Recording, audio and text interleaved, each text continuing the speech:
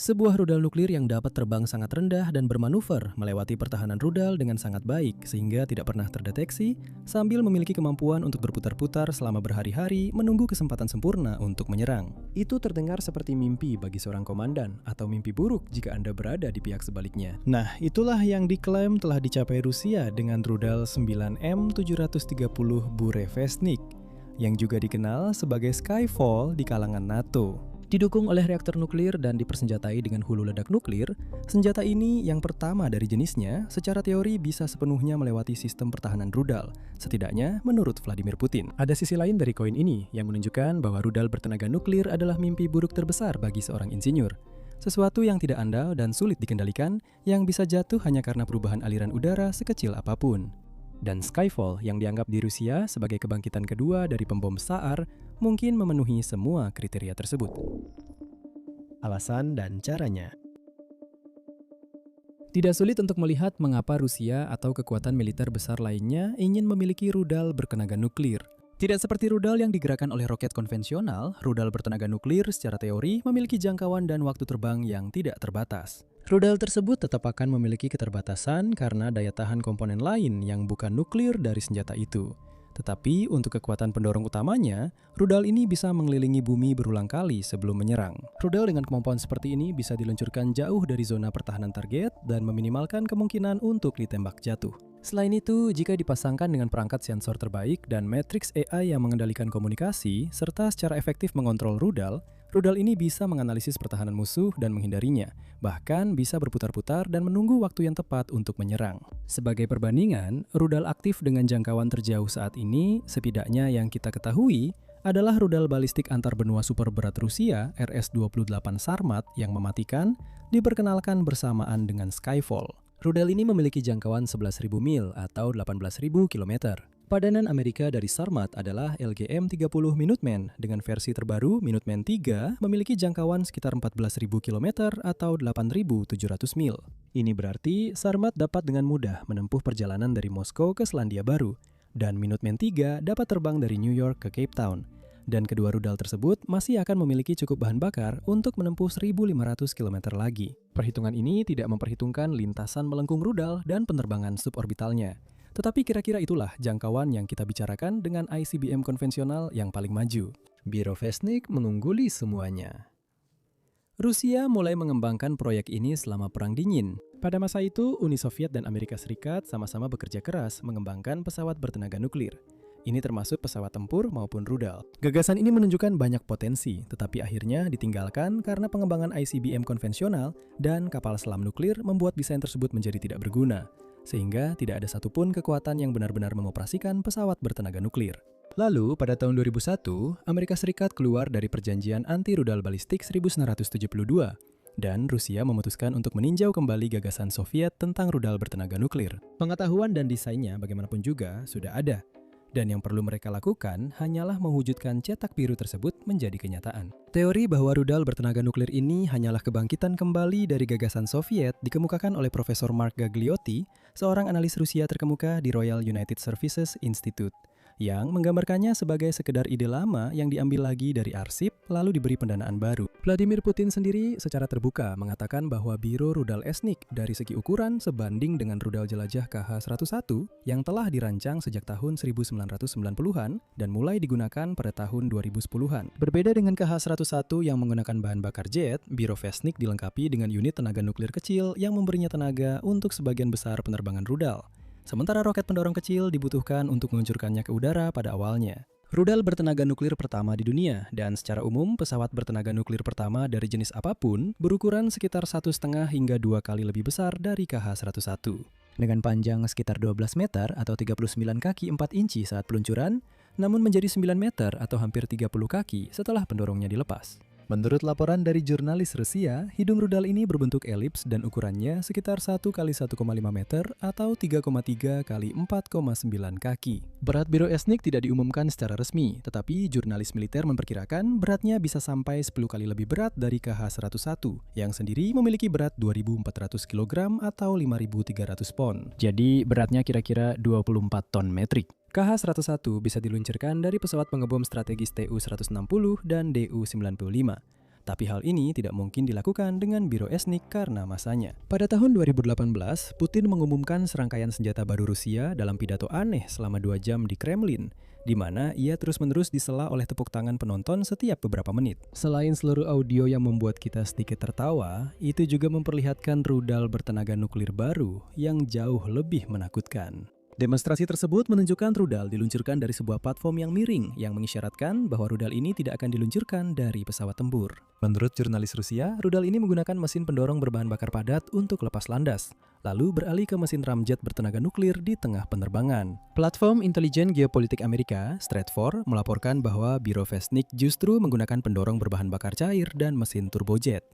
Bedanya, kedua jenis mesin tersebut membutuhkan udara untuk dikompresi sebelum dicampur dengan bahan bakar. Turbojet menggunakan kipas yang berputar cepat untuk menghisap udara dan mengompresnya, sedangkan remjet mengandalkan kecepatan pesawat itu sendiri untuk kompresi udara. Masalahnya adalah remjet membutuhkan kecepatan yang cukup tinggi untuk berfungsi. Sebuah pesawat harus terbang antara Mach 3 dan Mach 6 agar mesin remjet dapat beroperasi secara efisien. Inilah sebabnya awalnya dipercaya bahwa Biro Esnik adalah rudal yang jauh lebih cepat daripada yang sebenarnya. Pada kenyataannya, ini adalah rudal subsonik, setidaknya menurut mantan Kepala Intelijen Pertahanan Inggris, James Hockenhall. Ini berarti rudal tersebut terbang lebih lambat dari kecepatan suara. Jika menggunakan mesin ramjet, mesinnya memang bisa berfungsi pada kecepatan serendah itu, tapi tidak akan mendekati efisiensi optimum. Meski begitu, kita sebenarnya tidak tahu berapa kecepatannya, dan kita tidak akan tahu sampai rudal itu pertama kali digunakan atau sampai Rusia mempublikasikan informasinya. Tapi untuk saat ini, kita berasumsi bahwa kecepatannya subsonik. Sekarang, bagaimana tepatnya reaktor nuklir itu digunakan masih menjadi misteri. Tetapi, menurut Chris Spedding, seorang analis dari British American Security Information Council, sebuah lembaga pemikir keamanan nuklir yang berbasis di Inggris, ada 2 opsi. Salah satunya adalah desain open loop. Dengan desain ini, udara yang masuk akan langsung melewati reaktor, memanas secara signifikan, mengembang, dan mendorong rudal ke depan. Masalah dengan desain open loop adalah kenyataan bahwa desain ini akan menyebabkan partikel radioaktif keluar dari knalpot dan secara efektif menyemprotkan radiasi ke segala sesuatu dan siapapun yang berada di bawah lintasan rudal tersebut. Untuk memperjelas, udaranya sendiri tidak akan teriradiasi atau berbahaya. Namun, material reaktor akan mengalami degradasi akibat panas, tekanan, dan operasi yang intens, sehingga menyebabkan serpihan kecil terlepas dan keluar melalui knalpot. Partikel-partikel ini akan sangat radioaktif dan oleh karena itu berbahaya. Desain open loop juga akan jauh lebih besar dibandingkan desain closed loop. Dalam hal aerodinamika, ukuran yang lebih kecil umumnya lebih baik. Desain ini juga akan lebih berat. Target aliran udara yang dibutuhkan untuk konfigurasi ini akan meningkatkan jumlah bahan bakar yang diperlukan untuk mencapai massa kritis. Dan hal itu pada gilirannya akan meningkatkan total berat misil. Desain loop tertutup akan membuat reaktor terisolasi dari aliran udara. Penukar panas akan mentransfer panas dari reaktor ke udara, memanaskannya, membuatnya mengembang, dan mendorong misil ke depan.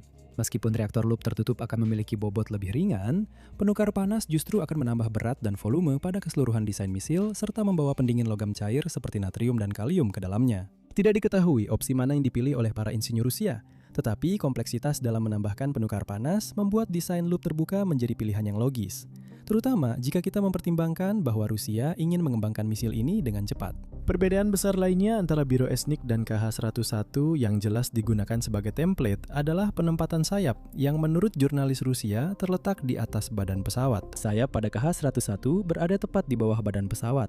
Hulu ledak pada misil baru ini hampir pasti akan bersifat nuklir, meskipun berat isian dan daya ledaknya yang pasti belum diketahui. Saat mempresentasikannya, Putin mengatakan bahwa misil ini memberikan jangkauan terbang yang lebih jauh yang secara praktis tidak terbatas. Rudal jelajah yang terbang rendah, tidak mencolok, dipersenjatai dengan hulu ledak nuklir, memiliki jangkauan tak terbatas dan lintasan terbang yang tidak dapat diprediksi, dengan kemungkinan melewati sistem intersepsi, kebal terhadap semua sistem pertahanan rudal yang ada maupun yang canggih. Kutipan selesai. Seberapa akurat deskripsi itu dan apakah rudal bertenaga nuklir benar-benar kebal seperti yang diklaim pemimpin Rusia adalah pertanyaan yang akan kita coba jawab nanti. Tapi yang kita ketahui sejauh ini tentang desain khusus ini adalah bahwa proyek ini jelas berawal dengan buruk. Pengujian yang gagal.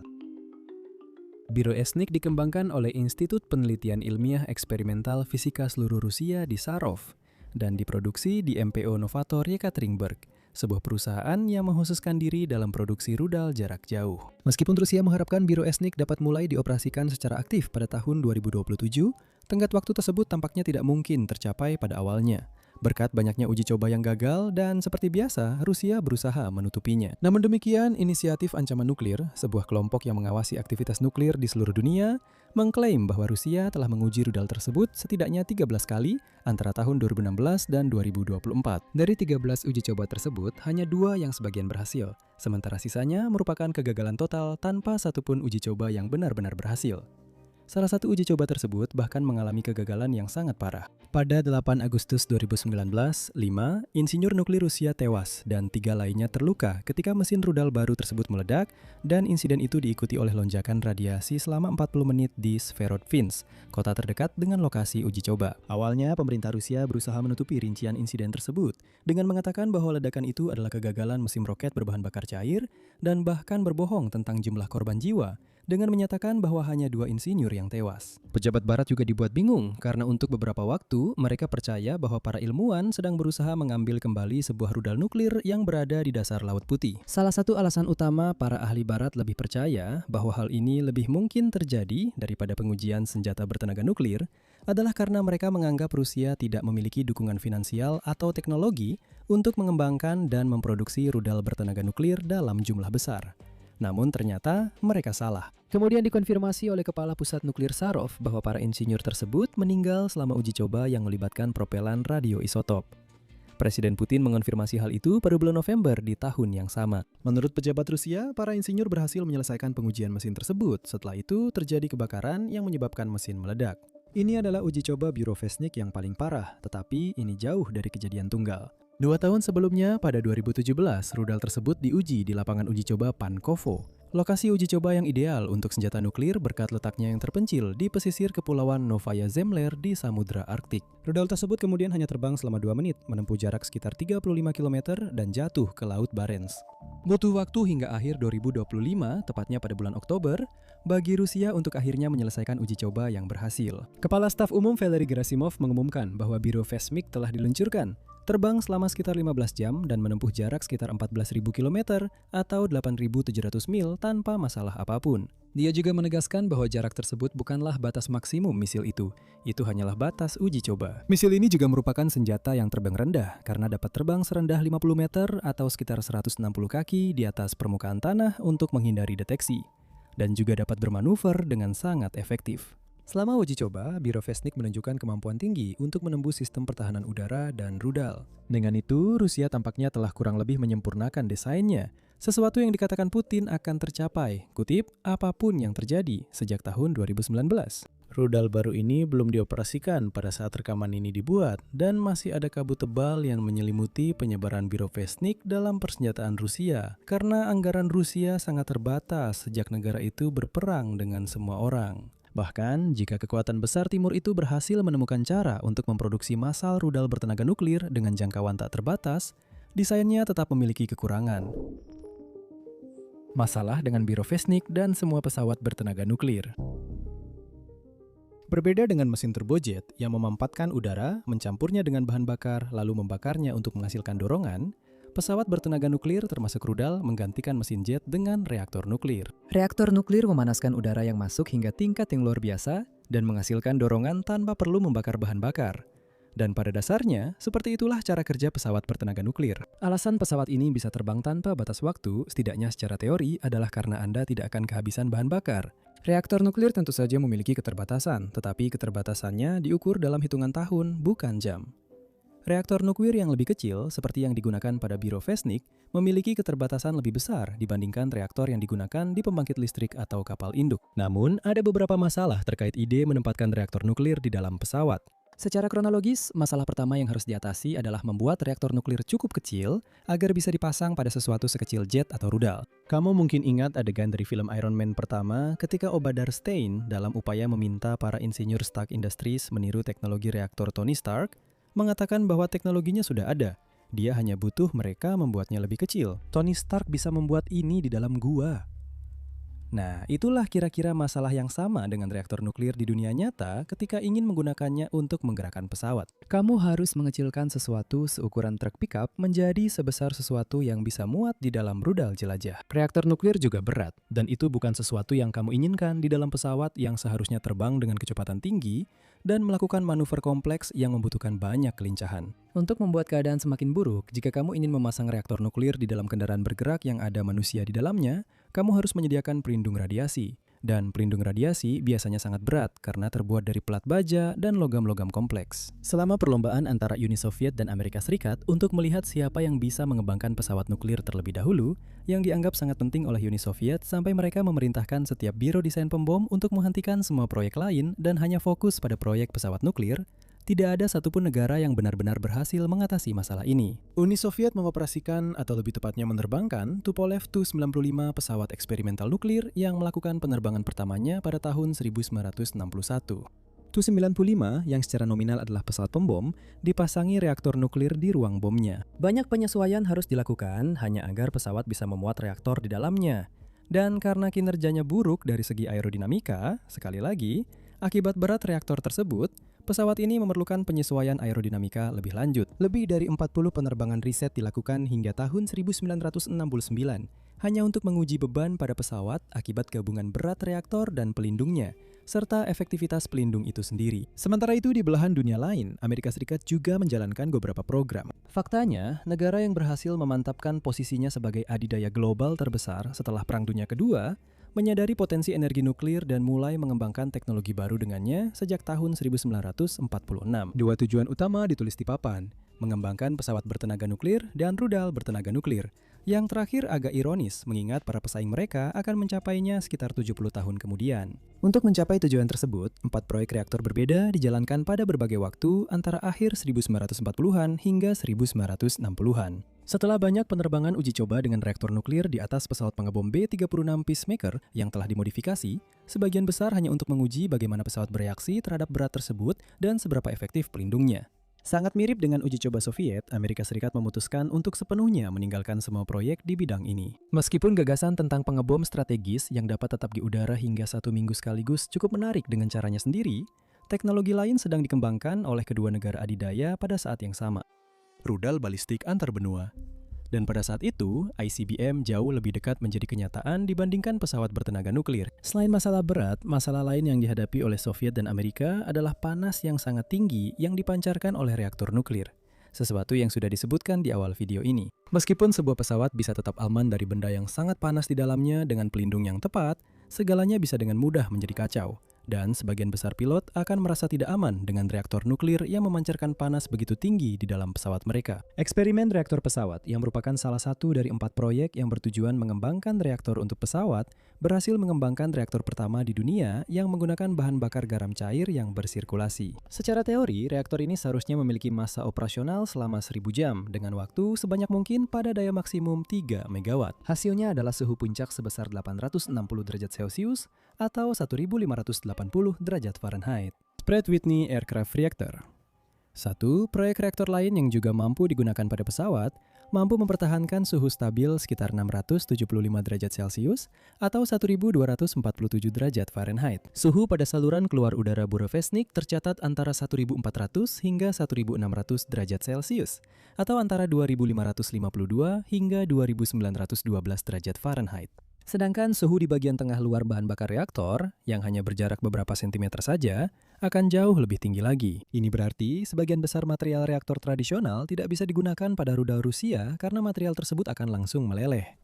Tidak diketahui bagaimana masalah ini diatasi pada rudal Burevestnik, namun ada 2 kemungkinan solusi. Ada kemungkinan bahwa rudal tersebut menggunakan konstruksi keramik tertutup sebagai solusi loop tertutup. Keramik lebih tahan terhadap pelelehan karena strukturnya. Hal ini sebenarnya sudah kami bahas secara mendalam di video WJ17 kami di Mega Projects. Masalah dengan teori ini adalah bahwa struktur tertutup akan menambah berat, dan keramik bisa rapuh, sehingga menjadi hal lain yang bisa rusak saat penerbangan. Solusi lainnya, dan ini adalah sesuatu yang diduga oleh jurnalis Rusia namun belum dikonfirmasi, adalah penggunaan lubang bor.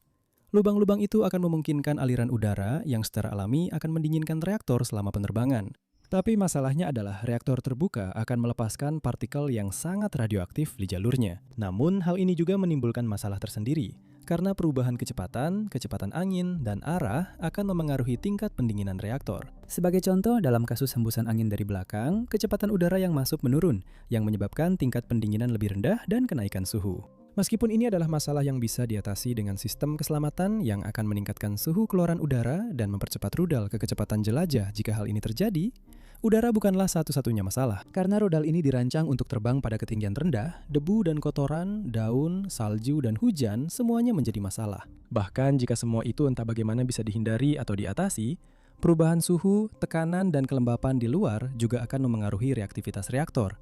Dan hal ini membuat rudal sulit digunakan dalam praktik. Semua ini menunjukkan bahwa desain dan tujuan penggunaan rudal bertenaga nuklir membuatnya sangat rentan terhadap penurunan dan kenaikan aktivitas reaktor.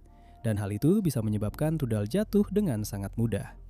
Rudal ini memang sangat sensitif. Bagaimanapun caranya, para insinyur Rusia diduga telah memecahkan masalah pemanasan dan pendinginan. Namun kenyataan bahwa solusi sangat sulit ditemukan membawa kita ke alasan ketiga. Dan mungkin alasan terpenting mengapa reaktor nuklir sangat sulit digunakan di pesawat terbang. Perangkat ini benar-benar rumit, membuatnya lebih kecil justru membuatnya semakin rumit, dan desain yang lebih rumit lebih rentan terhadap masalah. Contoh yang baik dari hal ini adalah sebuah insiden yang menandai berakhirnya eksperimen reaktor pesawat terbang. Selama peningkatan daya pada uji terbang, reaktor harus dimatikan karena pompa bahan bakar utama mulai bocor gas dan uap hasil fisi, yang merupakan hasil dari fisi nuklir. Ada beberapa segel yang rusak di beberapa panel sambungan listrik, dan gas-gas tersebut berhasil lolos, menyebabkan detektor radiasi keselamatan mematikan reaktor. Ini adalah satu-satunya kejadian selama pengujian, tetapi hal ini menunjukkan betapa mudahnya sesuatu bisa salah dengan reaktor nuklir, terutama yang berada di dalam pesawat.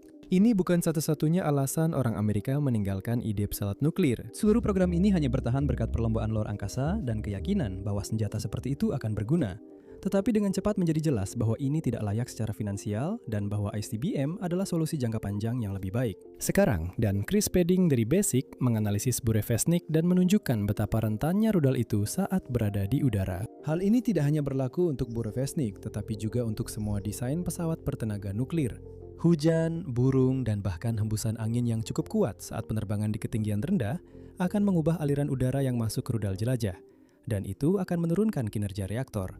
Jika reaktor gagal saat penerbangan, rudal akan jatuh di laut atau di darat, dan pembersihannya tidak hanya akan sangat berbahaya dan rumit, tetapi juga mahal dan wajib dilakukan karena tanpa itu kontaminasi akan menyebar luas. Risiko berbagai kemungkinan terlalu besar untuk membuat rudal dan pesawat bertenaga nuklir menjadi solusi yang layak, tetapi itu tidak menghentikan Rusia untuk memproduksi Burevestnik. Geometri sederhana adalah alasan lain mengapa rudal bertenaga nuklir sulit untuk dibuat. Bahan bakar reaktor yang bisa berupa blok-blok uranium oksida atau rakitan bahan bakar pinstar harus dipasang dengan sangat presisi di dalam reaktor untuk memastikan fungsi yang optimal. Namun, saat rudal terbang pada ketinggian rendah dan bermanuver mengikuti kontur medan dan menghindari pertahanan musuh, gaya inersia mulai berperan. Bahan bakar harus mampu menangani hal ini bersamaan dengan turbulensi biasa tanpa mengganggu fluks neutron, yaitu jarak yang ditempuh oleh neutron bebas. Dan tanpa membahas terlalu dalam tentang cara kerja reaktor nuklir, kita ringkas saja dengan mengatakan bahwa fluks neutron sangat penting untuk menjaga kestabilan reaktor, dan Anda tidak ingin membuatnya tidak stabil. Jika geometri bahan bakar berubah terlalu banyak dan terlalu cepat, reaktivitas akan melonjak dan sebaliknya juga bisa terjadi. Jika bahan bakar bergerak terlalu jauh, reaktivitas bisa turun yang mengakibatkan penurunan daya dorong dan rudal jatuh. Bahan bakar harus diatur sedemikian rupa agar dapat mengurangi gaya inersia dan turbulensi. Atau desainnya harus menemukan cara lain untuk mengatasi masalah ini tanpa mempengaruhi fungsi reaktor. Tidak diketahui bagaimana desain Rusia menangani hal ini. Satu masalah terakhir yang berkaitan khususnya dengan rudal bertenaga nuklir, bukan semua pesawat, adalah faktor kontrol dan siluman. Karena Anda umumnya ingin rudal Anda mencapai target secara rahasia, tanpa sistem pertahanan musuh menembaknya jatuh, Anda tidak bisa memiliki operator rudal yang mengirim dan menerima perintah. Siluman sangat penting, karena Burevestnik yang terbang rendah dan lambat akan menjadi target yang sangat mudah bagi pesawat pencegat begitu terdeteksi. Oleh karena itu, setelah Anda meluncurkannya, rudal bertenaga nuklir Anda akan beroperasi sendiri. Bukan hanya perlu bernavigasi secara mandiri, rudal itu juga harus mengendalikan reaktor secara mandiri, yang merupakan tugas besar karena biasanya reaktor diawasi dan dikendalikan oleh sekelompok ahli berpengalaman yang hadir secara fisik. Sistem yang bertanggung jawab atas reaktor yang akan berada di dalam rudal juga harus tahan terhadap radiasi yang sangat intens. Solusi untuk masalah ini yang digunakan di Burevestnik seperti kebanyakan masalah lainnya tidak diketahui. Yang mulai terdengar seperti kode untuk kami belum menemukan solusinya, tapi kami ingin para pesaing kami berpikir bahwa kami sudah menemukannya. Ketika Anda menggabungkan semua yang telah dikatakan sejauh ini, reaktivitas ekstrim dari reaktor nuklir terbang terhadap bahkan perubahan terkecil di sekitarnya, bahaya yang ditimbulkan oleh puing-puing terbang, masalah pemanasan dan pendinginan, penyebaran partikel radioaktif, kecenderungan umum sistem yang kompleks seperti ini untuk mengalami kerusakan, kurangnya kelayakan finansial dari senjata seperti ini, otonomi dan daya tahan sistem kontrol di dalamnya, dan, akhirnya, potensi bencana yang disebabkan oleh jatuhnya rudal seperti ini. Tarik napas dalam-dalam. Satu pertanyaan muncul, kenapa Rusia membangun ini? Pengubah permainan dalam pertahanan udara. Salah satu alasan dibalik pengembangan senjata ini bisa jadi adalah keinginan untuk menunjukkan kepada musuh-musuh Rusia bahwa doktrin kedepannya adalah kejutan strategis dan mengalahkan sistem peringatan dini. Namun, ini bukan satu-satunya jawabannya. Ada teori yang mengatakan bahwa satu-satunya alasan Rusia benar-benar mengembangkan desain rudal bertenaga nuklir hanyalah untuk menunjukkan bahwa mereka memiliki kapasitas teknologi untuk melakukannya. Namun, hal ini setidaknya bisa dibilang konyol. Pertama-tama, penangkalan nuklir bukan hanya soal kemampuan, tetapi juga soal mengomunikasikan kemampuan tersebut kepada para rival negara dan mengembangkan kekuatan destruktif dengan kredibilitas. Bagian terakhir dari hal itu adalah pesan yang tidak akan terlalu menakutkan banyak musuh Rusia ketika berbicara tentang Biro-Esnik. Karena rudal tersebut telah gagal lebih dari selusin kali sejauh ini, bahkan pernah menewaskan beberapa insinyur, dan hanya berhasil dalam uji coba satu kali saja. Namun, satu uji coba yang berhasil itu tidak menjamin keberhasilan dalam praktik. Karena ada banyak sekali hal yang bisa salah pada rudal bertenaga nuklir, seperti yang telah dibahas di bab sebelumnya. Ya, secara teori rudal itu bisa berputar-putar selama berhari-hari dan menemukan jalur aman menuju target. Dan ya, serangannya akan sangat menghancurkan. Tapi jika kemungkinan rudal itu jatuh di tengah penerbangan sangat tinggi, hanya karena betapa rumit dan rentannya rudal tersebut, kamu tidak bisa menyebut jenis senjata itu dapat diandalkan. Pengoperasian rudal bertenaga nuklir secara efektif hampir mustahil.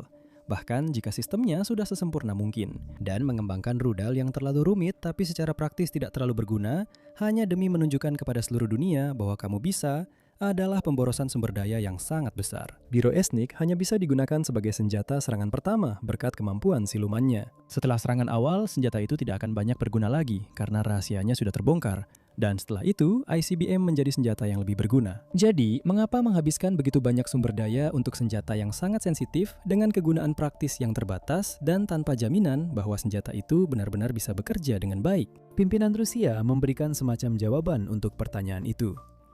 Pengembangan kemampuan nuklir biasanya dibenarkan sebagai kebutuhan untuk mengejar Amerika Serikat. Sebagai contoh, pengumuman sistem rudal Golden Dome dikecam oleh Kremlin, dan logika yang sama juga berlaku di sini. Hanya beberapa minggu sebelum uji coba pertama yang sukses dari Biro-Esnik, Putin menyebutkan Golden Dome, mengatakan bahwa itu bisa meniadakan upaya kita untuk mempertahankan status quo di bidang senjata ofensif strategis, dan bahwa Rusia akan, saya kutip lagi, merespon secara tepat dalam kasus ini. Dia tidak secara langsung mengatakan kami telah mengembangkan Biro-Esnik karena Golden Dome, tetapi dia memang membanggakan kemampuan Biro-Esnik untuk bermanuver melewati pertahanan rudal. Kita bisa melacak jejaknya sampai ke tahun 2018 ketika Biro-Esnik masih dalam fase pengujian yang meragukan. Selama pidato presiden yang disebutkan sebelumnya, Putin mengatakan bahwa Biro-Esnik dan senjata lainnya diciptakan khusus untuk melewati sistem pertahanan rudal, serta sebagai respons terhadap penarikan diri Amerika Serikat dari perjanjian rudal anti-balistik. Tidak mengejutkan siapapun, Putin seolah-olah menelan ucapannya sendiri di sini. Karena ketika Amerika Serikat awalnya menarik diri dari perjanjian itu, dia mengomentari keputusan tersebut, mengatakan bahwa hal itu tidak menjadi ancaman bagi keamanan nasional Rusia, karena Rusia sudah memiliki rudal yang mampu melewati pertahanan anti-rudal. Tujuan utama Biro-Esnik, setidaknya menurut Pusat Studi Strategis dan Internasional, bukanlah untuk menunjukkan bahwa Rusia ingin menggunakan senjata ini terhadap Ukraina. Sebaliknya, ini adalah ujian bagi kepemimpinan Amerika yang dimaksudkan untuk mencegah para pengambil keputusan ASREC menjalankan kebijakan yang mengancam kepentingan Rusia, termasuk transfer senjata ASREC dan kebijakan dalam negosiasi kesepakatan damai di Ukraina, dan mendorong Amerika Serikat untuk menyetujui kesepakatan informal selama 1 tahun untuk mengikuti batas numerik New START tanpa inspeksi. New START, jika Anda belum tahu, adalah perjanjian pengurangan senjata nuklir yang ditandatangani antara kedua negara pada tahun 2010. Jadi Rusia ingin Amerika Serikat berpikir bahwa Rusia dapat memodernisasi dan memperluas kemampuan nuklirnya. Dan Biro-Esnik pada dasarnya adalah bagian dari adu kekuatan hulu ledak antara kedua negara. Seberapa jauh lagi menuju layanan aktif? Tidak ada yang benar-benar tahu. Rusia memperkirakan senjata itu akan mulai digunakan pada tahun 2027. Tapi Anda harus benar-benar gila jika langsung mempercayai kata-kata pejabat Rusia tanpa keraguan sedikit pun. Putin menyerukan agar angkatan bersenjata beralih ke tahap operasionalisasi dengan biro esnik dan menentukan sistem baru ini termasuk ke dalam kelas senjata yang mana, mengidentifikasi kemungkinan cara penggunaan dan mulai menyiapkan infrastruktur untuk menempatkannya di angkatan bersenjata kita. Namun Putin sendiri juga mengatakan bahwa ini adalah sebuah proses, dengan berkomentar bahwa pekerjaan besar harus dilakukan untuk menempatkan senjata ini dalam tugas tempur. Kita kemungkinan akan mendengar tentang lebih banyak uji coba dalam waktu dekat. Dan pada suatu saat, kategori riwayat layanan di Wikipedia akan berubah dari dalam pengembangan menjadi layanan aktif. Tapi apakah ini akan berubah dari sekadar desain untuk pamer kekuatan yang dipengaruhi oleh pemikiran era Perang Dingin menjadi senjata yang benar-benar digunakan di lapangan? Ya, kita tentu saja berharap tidak. Terima kasih sudah menonton.